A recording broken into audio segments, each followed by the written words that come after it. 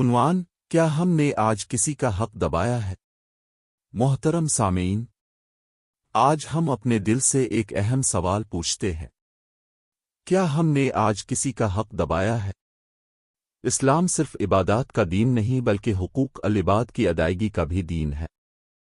اللہ تعالیٰ نے قرآن کریم میں فرمایا: ترجمہ: بے شک اللہ انصاف اور احسان کا حکم دیتا ہے۔ حوالہ: قرآن۔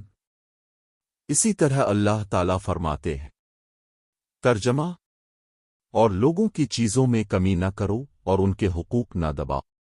حوالہ: قرآن۔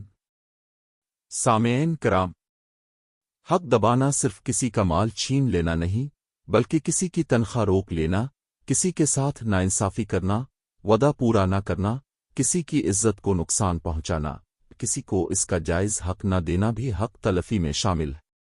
رسول اللہ نے فرمایا: جس شخص نے اپنے کسی بھائی پر اس کی عزت یا کسی اور حق کے معاملے میں ظلم کیا ہو، اسے چاہیے کہ آج ہی اس سے معافی حاصل کر لے، اس دن سے پہلے جب نہ دینار ہوگا اور نہ درہم۔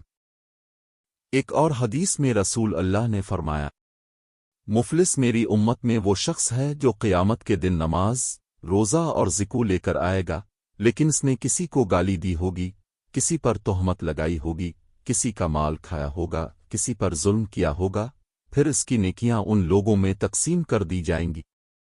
میرے عزیز بھائیوں اور بہنوں، آئیے آج اپنے نفس کا محاسبہ کریں۔ کیا ہم نے کسی کا قرض واپس کرنے میں تاخیر کی؟ کیا ہم نے کسی ملازم کی مزدوری روکی؟ کیا ہم نے کسی رشتہ دار، پڑوسی یا دوست کے ساتھ ناانصافی کی؟ کیا ہم نے کسی کی دل آزاری کی؟ اگر ایسا ہوا ہے تو آج ہی توبہ کریں، معافی مانگیں اور جس کا حق ہے اسے اس کا حق لوٹائیں۔ یاد رکھیں، اللہ تعالیٰ اپنے حق معاف فرما سکتا ہے، لیکن بندوں کے حقوق اس وقت تک معاف نہیں ہوتے جب تک حقدار معاف نہ کرے۔ اللہ تعالیٰ ہمیں انصاف کرنے، دوسروں کے حقوق ادا کرنے اور ہر قسم کی حق تلفی سے بچنے کی توفیق عطا فرمائے۔ آمین یا رب العالمین۔